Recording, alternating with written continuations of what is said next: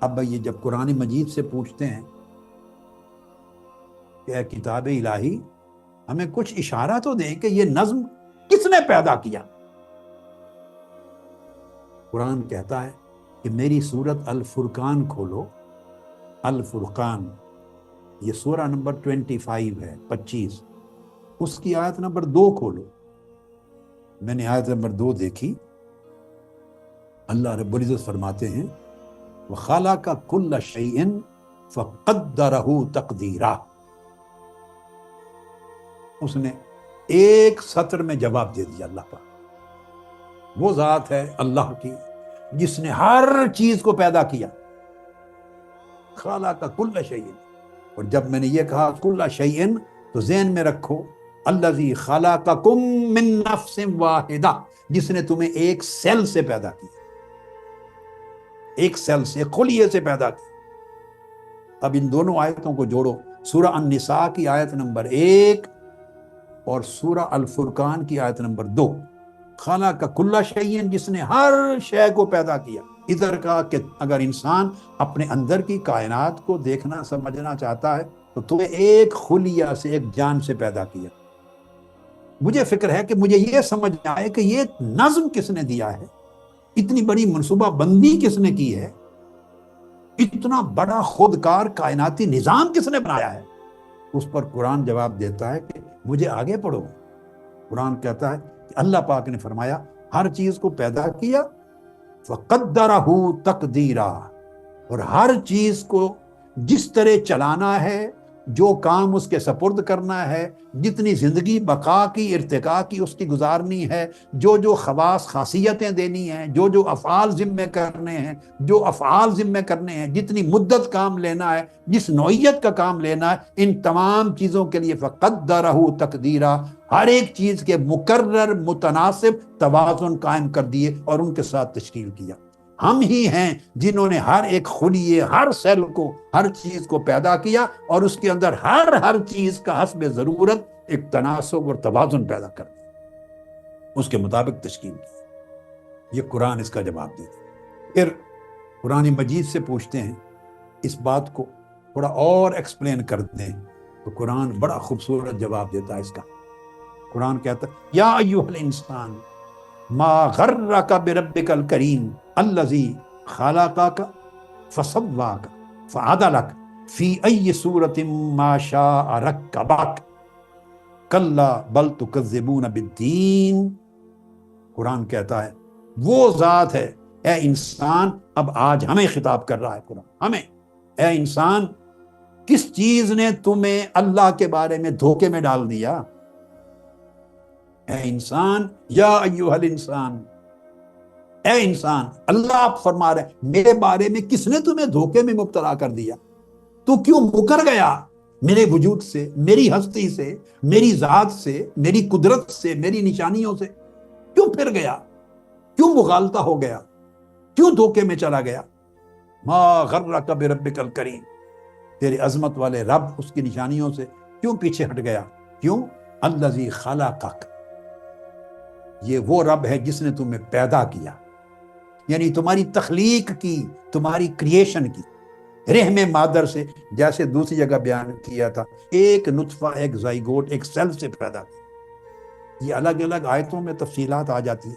یہاں تو فرمایا الذی خلقک فسواک، پھر تجھے تسویہ دیا، سیکنڈ سٹیج، تسویہ، تخلیق کے بعد تسویہ دیا، اور تسویہ کا معنی تمہیں پروپورشنل ایکولائزیشن دی، سوا کا، تیرے اندر عضو بنائے اور پورے اعضاء پر مشتمل ہے انسان تجھے بنایا، ہر عضو کو جس طرح کی شکل دینی تھی وہ شکل دی، اور کیوں دی؟ جس طرح کا کام اس کو سونپنا تھا اس کے کام کے مطابق شیپ دی، فسوا کا، ایکول کیا وہ ہر آرگن کی شکل کو اور اس کے فنکشن کو، اس کی ذمہ داری کو، تمہیں تسویہ دیا، ایکولائز کر دیا، اور پروپورشنیٹلی تیری شکل، تیرے فنکشن، تیری صلاحیت اور تیری چیزوں کو میں نے تیار کیا۔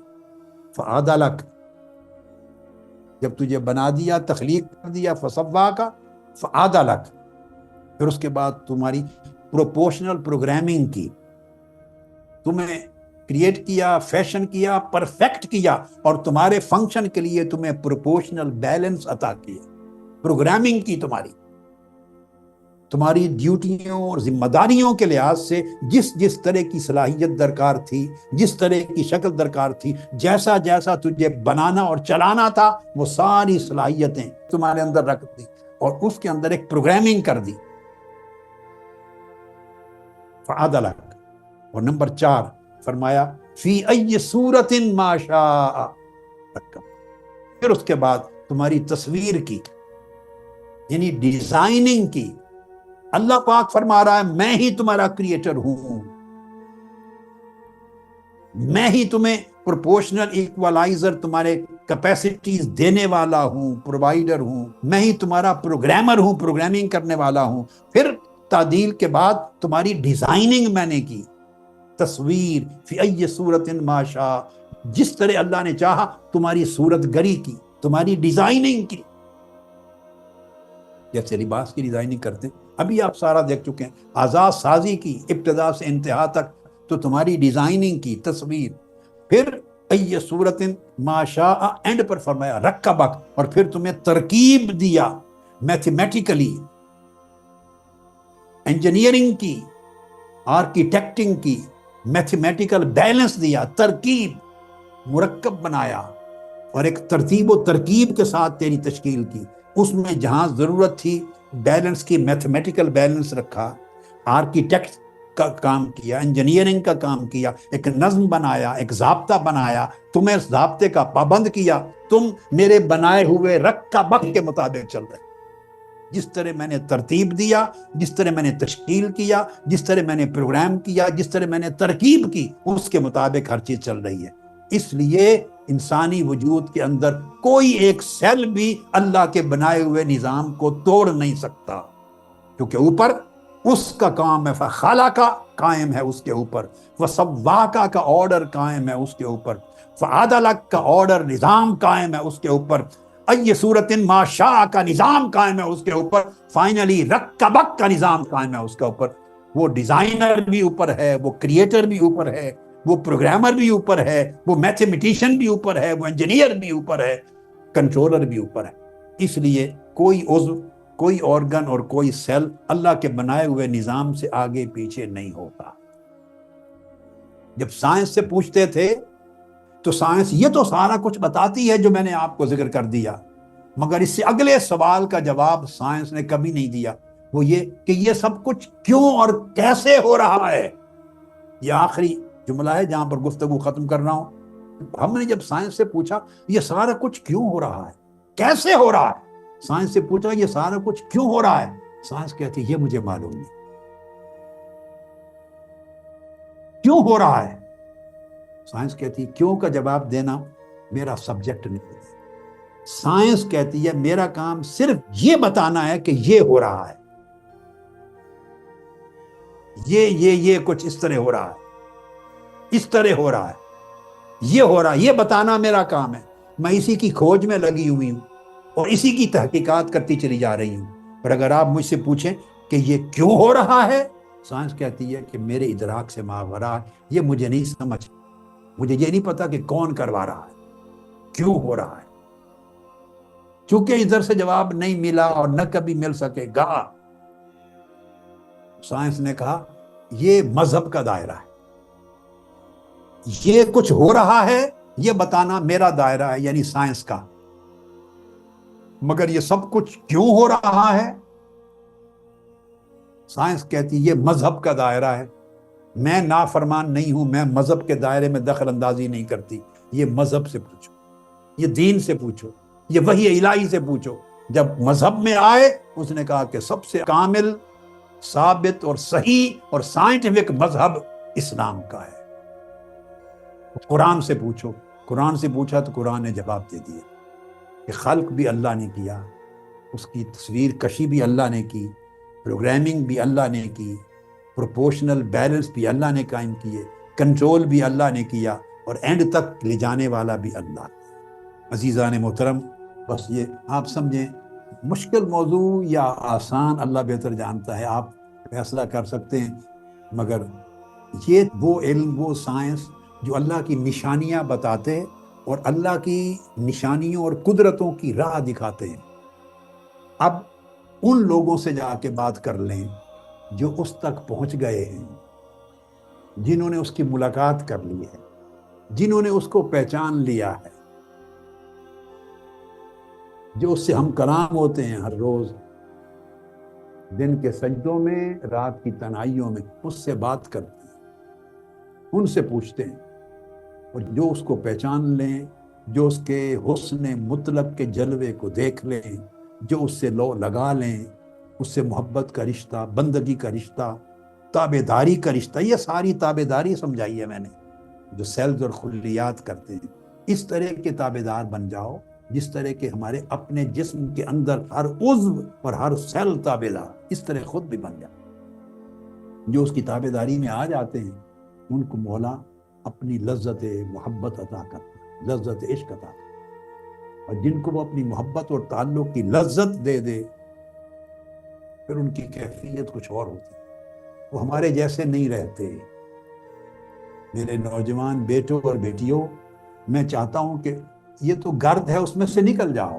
اللہ کی نشانیاں آپ کو بتا دی، ان نشانیوں سے نکلو، اس جگہ تک پہنچو جس ذات کی یہ نشانیاں، اور اس سے لو لگاؤ، عشق کا تعلق پیدا کرو، محبت کا تعلق پیدا کرو، اس کی قربت میں جاؤ، اور وہ تعلق ایسا ہو کہ تمہیں اپنے دل و جان، رگ و ریشے میں محسوس ہو، من میں محسوس ہو۔ جیسے آپ ٹھنڈا پانی پیتے ہیں اور گھونٹ جب اندر جاتا ہے تو سینے کے اندر پیٹ میں جاتے ہوئے ٹھنڈک فیل ہوتی ہے نا، پیاس بجھتی نظر آتی ہے۔ اس طرح اللہ کی محبت کی ایسی پیاس پیدا کرو کہ جب اس کے ذکر اور یاد کا پانی پیو تو ٹھنڈک چلی جائے اندر، من ٹھنڈا ہو جائے۔ جب اس کے جلوے کا تصور کرو تو اس کے تصور کی تجلیات آپ کی آنکھوں کو ٹھنڈک دے دیں۔ اس دنیا میں جائیں۔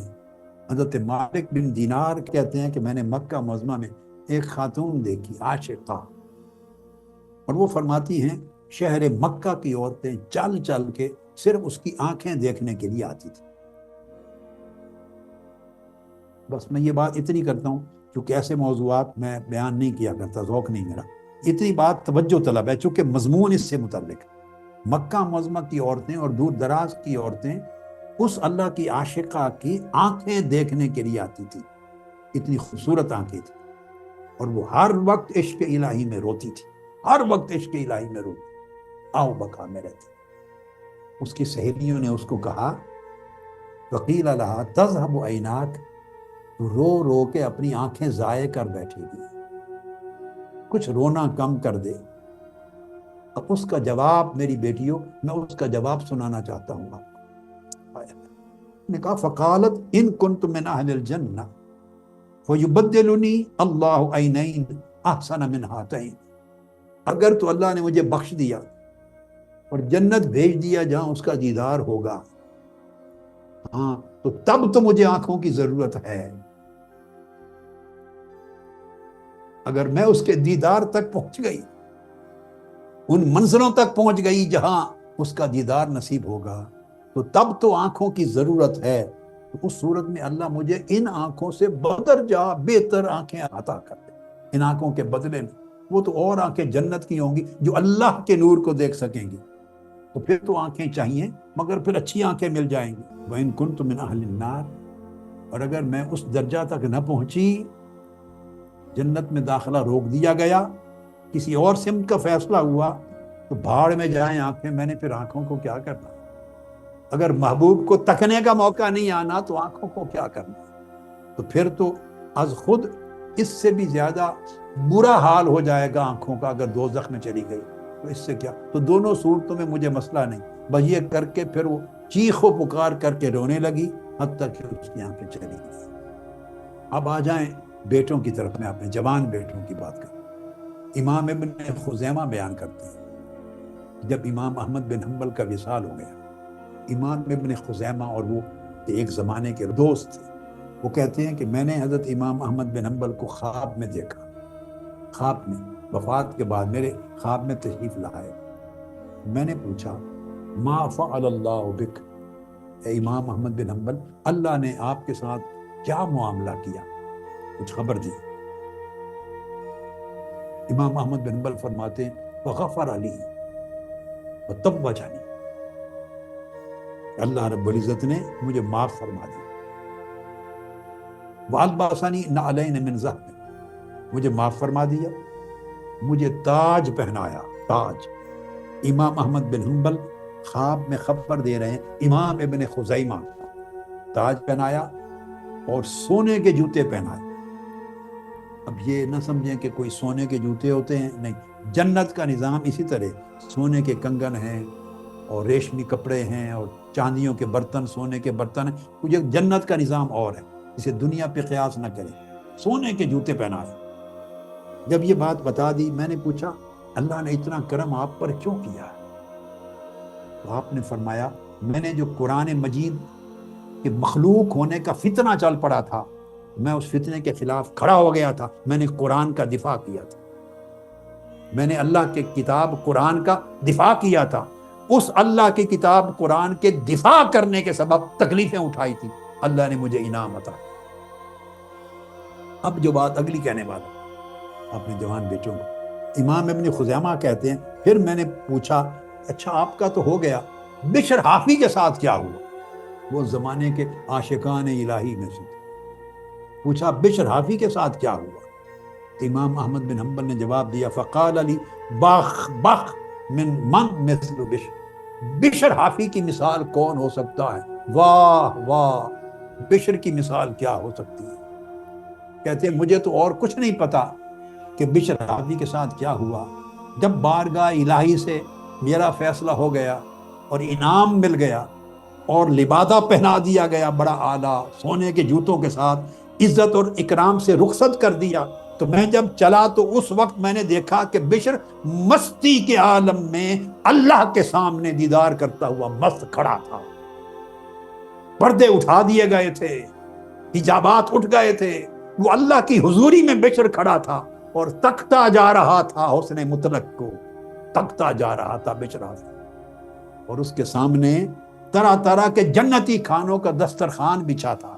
والجلیل مقبل علیہ، اور اللہ خود بشر حافی کی طرف جنت میں توجہ فرما رہے تھے، اللہ پاک خود توجہ فرما رہے تھے، ملتفت تھے، پیار اور محبت کی نگاہ سے تک رہے تھے، اور اللہ خود کہہ رہے تھے بشر کھاتا کیوں نہیں، کھا لو، یہ دسترخوان کھانوں کا بچھایا ہے، کل یا من لم یاکل، اے نہ کھانے والے میرے سامنے کچھ کھا لے، واشرب یا من لم یشرب، اے نہ پینے والے کچھ میرے خاطر پی لے، ونعم یا من لم ینعم، اور اپنے اوپر جو نعمتوں سے لطف اندوز نہ ہونے والے میری دی ہوئی جنت کی، میری بارگاہ کی نعمتوں کی کچھ لذت لے لو۔ اللہ ان سے ہم کلام تھا، اور بشر اپنے عشق مستی میں تکتا جا رہا تھا۔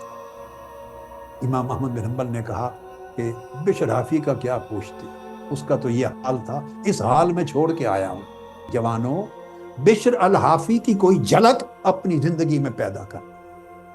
اس منہاج القرآن کی اعتکاف گاہ میں دور و دراز اور قرب و جوار سے چل کے آنے والوں، 10 راتیں اللہ کے در پر بیٹھنے والوں، کوئی چھوٹا سا جھلک بشر حافی کی اپنے اندر لے کر جاؤ، کوئی بشر حافی چھوٹا سا اپنے اندر پیدا کر لو، کوئی بشر حافی کا رنگ اپنے اوپر چڑھا لو، بشر حافی کی لذت اور سرور جو نصیب تھا انہیں، اس کا کچھ رنگ لے لو۔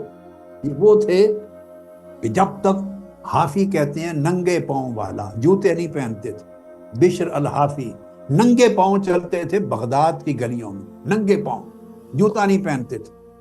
اور پھر اللہ پاک اپنے ان بندوں کو جو اس سے عشق کرتے ہیں اور ہمہ وقت اس کی بارگاہ میں اس کی قربت میں رہتے ہیں اور سب کچھ اس کے لیے تج کر دیتے ہیں، تو اللہ پاک ان پر انعام کیا کرتا ہے کہ چونکہ میرا بشر الحافی ننگے پاؤں چلتا ہے بغداد کی گلیوں کو، جانوروں کو یہ شعور دے دیا تھا کہ وہ گوبر نہ کریں بغداد کی گلیوں میں، کہیں رات کو اندھیرے میں چلتے ہوئے میرے بشر حافی کا پاؤں آلودہ نہ ہو جائے۔ جانور گوبر نہیں کرتے تھے۔ ایک دن ایک اللہ والا، ایک عارف ولی اللہ گزرا، دن کا وقت تھا، اس نے دیکھا کہ بغداد کی گلی میں گوبر ہوا پڑا ہے۔ گوبر دیکھ کر اس نے کہا انا للہ و انا الیہ راجعون۔ اس کے ساتھی نے پوچھا انا للہ و انا الیہ راجعون کیوں پڑا ہے؟ انہوں نے کہا اللہ کی قسم بشر حافی وفات پا گیا۔ اس نے کہا کیسے پتا چلا آپ کو؟ ہم اکٹھے ہی تو آ رہے ہیں، کسی نے خبر نہیں دی۔ اس نے کہا دیکھتے نہیں کہ آج بغداد کی گلی میں گوبر ہوا پڑا ہے، تو جانوروں نے گوبر کر دیا ہے، اس کا مطلب بے شرافی اٹھ گیا اس زمین سے۔ اللہ پاک پھر اپنوں کی اس طرح تکریم کرتے ہیں میرے بیٹے، اس طرح تکریم کرتے ہیں۔ بات ختم کر رہا ہوں۔ ذی مصری کی اس روایت پر بیان کرتے ہیں کہ میں ایک بار کعبے کا طواف کرتے ہوئے دیکھا کہ اچانک ایک جوان بیٹی اچانک دیکھا بڑی غم زدہ حزین آواز کے ساتھ کعبے کے خلاف پکڑ کے تڑپ تڑپ کے رو رہی ہے، اس کے رونے کی آوازیں آ رہی ہیں۔ کہ میں قریب چلا گیا اور قریب جا کے تو اس کی حالت دیکھ کر حضرت ذی مصری کہتے ہیں مجھ سے رہا نہ گیا، میں بھی رو پڑا۔ اس کی آواز بلند ہوئی، وہ مولا کو کہہ رہی تھی ثم قالت الہی و سیدی و مولاي، اے میرے الہ، اے میرے مالک، اے میرے سردار، اے میرے رب، بحبک لی الا ما غفرت لی، میں تجھے اس محبت کا واسطہ دیتی ہوں جو تجھے مجھ سے ہے، مجھے معاف کر دیں۔ اس عاشقہ کے جملے سنیے، اے مولا میں تجھے، اے میرے رب، اس محبت کا واسطہ دیتی ہوں جو محبت تجھے مجھ سے ہے۔ اللہ اکبر۔ میرے بیٹے بیٹی، جب تعلق استوار ہوتا ہے تو بولیاں بدل جاتی ہیں، راستے بدل جاتے ہیں۔ مولا جو محبت تجھے مجھ سے ہے اس کا واسطہ دے کر کہتی ہوں مجھے معاف کر دے۔ حضرت ذی مصری کہتے ہیں کہ یہ جملہ مجھ سے برداشت نہیں ہوا، بہت بوجھل بنا۔ میں آگے بڑھ کے میں نے کہا بیٹی یہ جو کہہ رہی ہو اس کی بجائے جملہ بدل نہیں لیتی، تھوڑا سا جملہ بدل لو، بجائے یہ کہنے کے یوں کہہ لے ان تقولی بحبی لک، اے اللہ جو مجھے محبت ہے تجھ سے، کہ مجھے تجھ سے محبت ہے مولا، اس کے صدقے مجھے بخش دے۔ یہ کیوں کہتی ہو کہ اللہ جو تجھے مجھ سے محبت ہے اس کے صدقے بخش دے؟ اپنی محبت کا ذکر کرو۔ اس نے میری طرف دیکھا، اس نے کہا ذنون، روتے ہوئے کہا ذنون، آپ کو معلوم نہیں کہ اللہ کے کچھ بندے ایسے بھی ہوتے ہیں جن سے اللہ پہلے محبت کرتا ہے، بندے بعد میں محبت شروع کرتے ہیں۔ جب اللہ اور اللہ کے بندے کے درمیان رشتہ محبت قائم ہوتا ہے تو محبت کا آغاز اللہ کی طرف سے ہوتا ہے، بندے بعد میں محبت کرتے ہیں۔ آپ نے نہیں سنا کہ قرآن میں اللہ نے کہا یحبہن ویحبونہ، ایسے لوگ بھی ہیں اللہ ان سے محبت کرتا ہوگا اور کرتا ہے، وہ اللہ سے محبت کرتے ہیں۔ اس لیے اللہ کی محبت بندے کی محبت سے پہلے چلتی ہے۔ جب یہ جواب دیا تو حضرت ذی مصری دنگ رہ گئے، تو پوچھنے لگے من این علمت انی ذنون، اے عاشق عارفہ بیٹی یہ آپ کو کہاں سے پتا چلا کہ میں ذنون ہوں، میرا نام کہاں سے معلوم ہوا؟ وقالت جالت القلوب فی میدان الاسرار فعرفت، اس نے کہا کہ عاشقوں کے دل اللہ کے راز و نیاز کے میدانوں میں سیر کرتے رہتے ہیں۔ عاشقوں کے دل، عارفوں کے دل اللہ کے راز اور اسرار و رموز کے میدانوں میں سیر کرتے ہیں، اور جب سیر کرتے ہیں تو ہر عاشق وہاں گھوم رہا ہوتا ہے، عاشق آنکھیں عاشقوں کو دیکھ لیتی ہیں۔ میں نے آپ کو وہاں سے پہچانا، اللہ کی ذات سے یہ تعلق حبی قائم کریں۔ اور حضرت سفیان ثوری رضی اللہ تعالیٰ عنہ نے ایک مرتبہ حضرت رابعہ بصری سے پوچھا تھا، رابعہ بصری، کہ حضرت رابعہ بصری مجھے کوئی ایسی چیز بتائیں جس سے مجھے یعنی بندے کو اللہ کا بڑا قرب نصیب ہو جائے۔ تو آپ رو پڑی رابعہ بصری، پوچھا سفیان ثوری تم جیسے لوگ بھی اس چیز کا سوال کرتے ہیں؟ تم جیسے لوگوں کو بھی اس چیز کی تلاش ہے؟ یہ رو کے کہنے لگی کہ جواب یہ ہے کہ عمل جس سے بندے کو اللہ کا قرب نصیب ہو جائے ایک ہی ہے کہ اللہ جب بھی اس بندے کے دل پہ نگاہ ڈالے، جب بھی بندے کے دل پہ نگاہ ڈالے، اس بندے کے دل میں زمین و آسمان اور دنیا و آخرت کی ساری کائنات میں کچھ بھی نظر نہ آئے سوائے اللہ کی محبت۔ جب اللہ نگاہ ڈالے تو وہ دیکھے میرے اس بندے کے دل میں سوائے میرے اور میری محبت اور چاہت کے اور کچھ نہیں۔ جب وہ اللہ اس بندے کا دل اپنے لیے اتنا خالی اور خالص دیکھتا ہے تو وہ اسے اپنی بارگاہ میں قربت عطا کرتا، قریب کر لیتا، بلا کے اپنے۔ یہ حضرت سفیان ثوری کے حوالے سے حضرت رابعہ بصری کا جواب ہے، اور کتب میں اسی طرح کا ایک سوال حضرت سری سقطی سے بھی کیا گیا، ان کا بھی جواب بھی۔ عارفوں کی بولی ایک ہو جاتی ہے، لفظ مختلف ہوتے ہیں، معنی ایک ہو جاتا ہے۔ اللہ رب العزت ماہ رمضان المبارک کی یہ برکت والی راتیں ہمارے لیے بابرکت کر دیں، ہمیں اپنی قربت، اپنی محبت اور اپنی بارگاہ کی سچی بندگی پا لینے کا ذریعہ بنا دے۔ دعا کا آپ کو سلامت رکھے، اور نوجوان بیٹے اور بیٹیوں کی زندگیاں اللہ پاک اپنی محبت کے نور سے بدل دے، تو سب کے دلوں کے احوال اپنے تعلق کے سرور سے بدل دے۔ وما علینا الا البلاغ، والسلام علیکم ورحمۃ اللہ وبرکاتہ۔